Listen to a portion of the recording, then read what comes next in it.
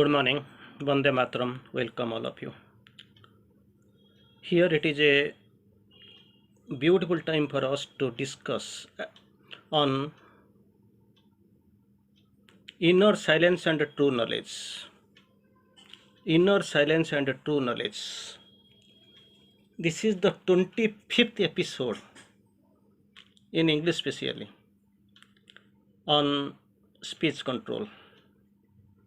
This is the 25th episode on speech control of speech. I think we'll conclude here. Still we can do in few more, but I think it will be better for us continuously for 1 month at least you have been here.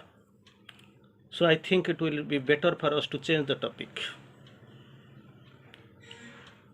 So this during this process of discussion of speech control, 25th episode, we think it will be better for us to discuss right now on inner silence and true knowledge.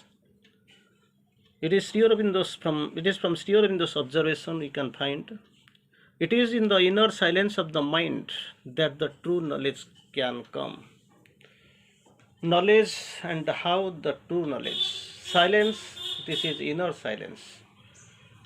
Almost we know about the outer silence, we can find things are prevailing out around us. Suppose there is a storm, there is cyclone, heavily raining, current is not there, road is empty, all are confined to their home. You can find that the silence, sanata. After storm is the silence. That is external. External silence you can find somewhere, nobody is there. At the night you are sleeping, you can find the silence everywhere. But this is not the true thing, true silence Sri Aurobindo is talking about. It is about inner silence. And the inner silence of the mind. Inner silence, not of the inner silence where you are confined in that room. Nobody is there, you have locked it from all corners. Your doors and windows are closed. Nobody is there to disturb you where you are not able to talk, to commune with somebody else. Not at all possible. So you are maintaining silence, that is outer silence. But inner silence is something different, and inner silence of the mind. Mind is always moving here and there, to and fro. It is working of its own. So moving here and there, thinking about something, pondering about something, getting agitated, may not be in a position to express. But thought about that, Sri Aurobindo quotes about the silence of the mind, inner silence of the mind. Not silence, inner silence of the mind. You have to go into the tissue cells of the mind. There itself you have to inquire all these things. And if you can be able to maintain the inner silence of the mind, from that, in that, the true knowledge can come. Knowledge is, true knowledge, that is a very different term. True knowledge. True knowledge, you don't know what really it is. You know, it is there. Do you think true knowledge is there in the book, in the library, or the teacher who is teaching? Or some people will be there, they will be whispering something like a guru. They will be whispering something in your ear and you will be sleeping, enjoying. Do you think that is the true knowledge?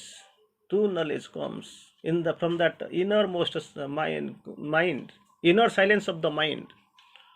Inner silence of the mind. You have to see and you have to feel it there.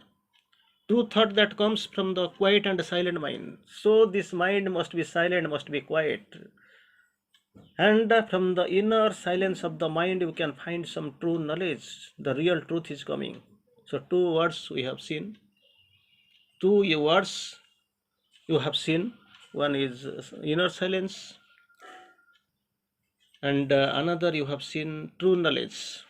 So I want to quote a couple of lines from Sri Aurobindo on silence, and of course it is on one on silence and another on knowledge. So here it is good time to go for silence right now. Silence, silence, silence. We keep muttering every time. Every time we think about the silence, already we have seen. That silence already we have seen. Just now, I want to give one or two examples. Silence that prepares. In previous topics, I think we have listened. I just want to give one or two lines just to remind you again. Silence prepares, speech manifests. If it is manifesting, speech manifests, then the base is not prepared. How that preparation will will be carried out? Who will carry out the preparation? Who will prepare it? Silence prepares and speech manifests. Silent acts, silence acts, speech gives impulse to action. It own self, it personally acts. Speech gives impulse to action. Silence compels, speech persuades. And so far this knowledge is concerned, because the truth, knowledge, in many ways we have seen Sri Aurobindo quotes about the knowledge. Of all the knowledge we know only the outside knowledge. Outside, it has been written. My father knows, my grandfather knows, and great grandfather knows, and my son will be knowing, and my son's son and all, great grandson, till then it will be going on. Same theory is continuing since I think 500 or 1000 years back it was there, and it will be continuing still. Even if somebody is getting a Nobel Award, Nobel Prize for some better preparation, something he has invented, rare thing. But that will come into the syllabus, maybe I don't know how long so far this Indian syllabus is concerned. Now itself some IITs and AIMS are prepared enough, maybe some great institute, IISc or something. They are trying to implement, but to the common universities and colleges, it is rare, daydream. All are almost outside knowledge. One must know that one is ignorant before one begin to know. You have come here for knowledge, but you are packed with reasons. You are packed with your fundamental ideas. There is no every place where you want to store them. No place, no space. You are almost, filled with this outward knowledge. There is no room. Try to clean them up. If you wish to install there the living presence, keep the temple clean. There you have to keep the temple clean to get the living presence. In the temple, outward temple, you see mosques, temples, churches. There you find some manifestation, some presence is there, but not the living presence. There is some realization, because some people are sitting for meditation, for contemplation, you can be able to know, but that is not enough. You have to go deep within. That a living presence inside the living body, your body. For that, actually, you have to keep the temple clean. The body is your temple. There itself, you have to clean it.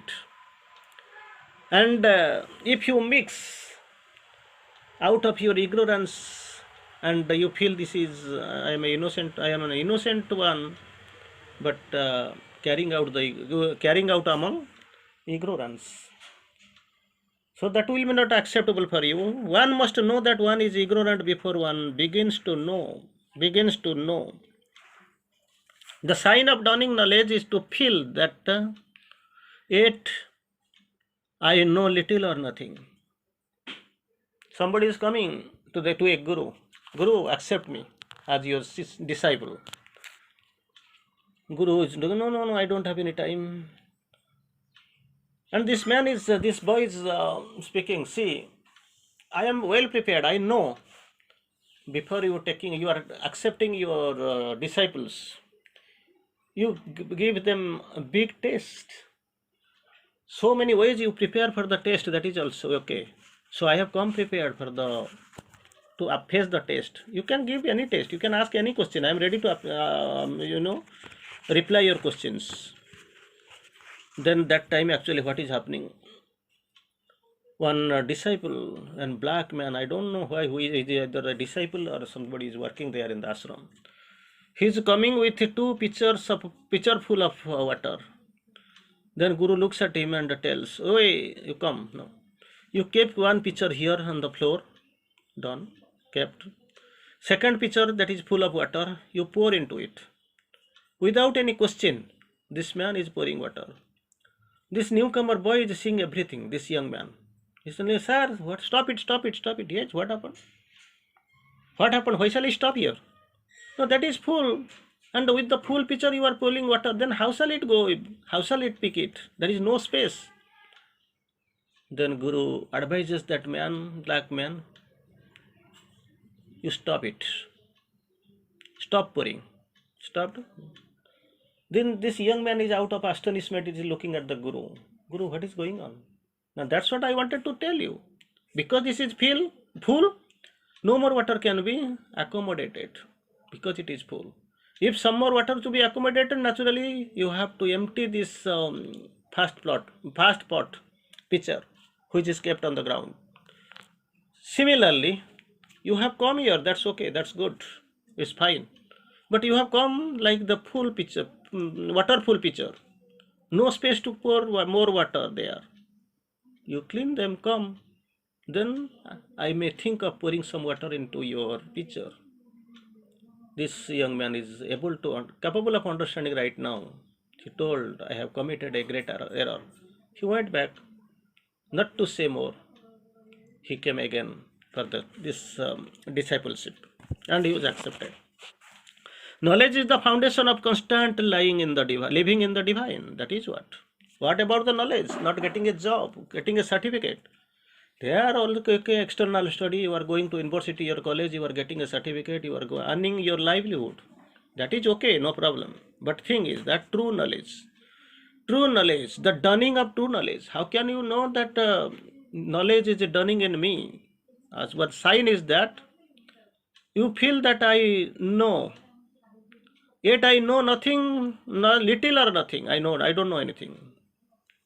Then Sri Aurobindo goes forward and tells, knowledge is the foundation of constant living in the divine. Foundation, not the full decorated and fully established, erected building. Knowledge is the foundation of constant living in the divine. Constant living in the divine, that is the, foundation, not end.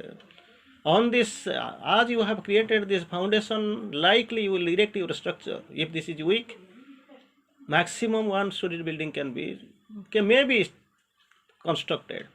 If that is capable enough, designed in that way, it can accommodate some 5-story building without any rupture, breakage. If with a small, weak background foundation, you try to erect a 5-story building structure, then naturally it will collapse, it will break down, there is no other way. Then you will be crying, then what I did. So this foundation, this is more important even for the spiritual life. Knowledge is the foundation of constant living in the divine. You want to live in the divine consciousness, yes, live, no problem. But have you created the base? Then you will be astonished to ask, what is that base? The base is that foundation. That knowledge is the foundation. You try to gain. With that knowledge, you have to create this knowledge is the foundation. That is the base with which you are going to live with the divine. Erect the structures, 100-story, 200-story, divine structure, divine, constant living in the divine. Then there is nothing that can't be known.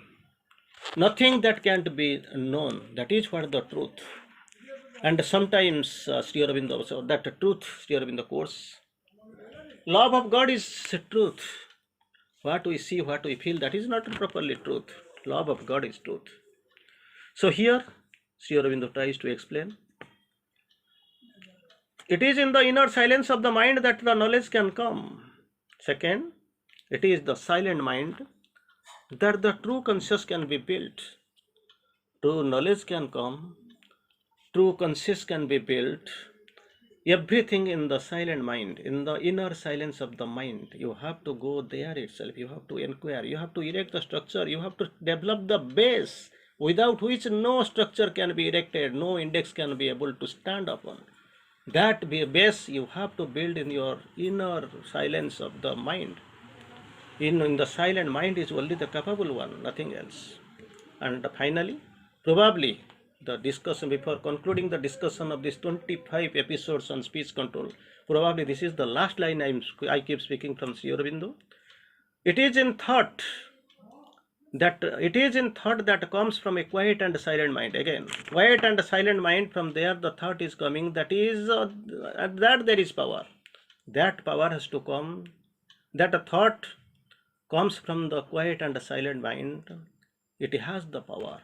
You try to gain that thought through the silent mind, and it will be very essential.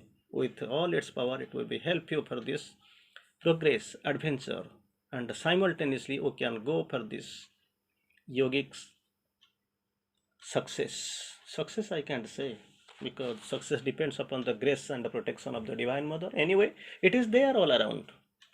It is there all around. They have come here to help you, to guide you, to carry you forward. For that, actually, we must have the aspiration, strong aspiration, without which nothing can be done. So first you try to get the silence of the mind. Try to create a quiet inner mind. That is the most requirement here. Hopefully, we are concluding this speech control with these 25 episodes right now. Tomorrow we'll start some new chapter. Thank you for now. Bande Mataram. See you.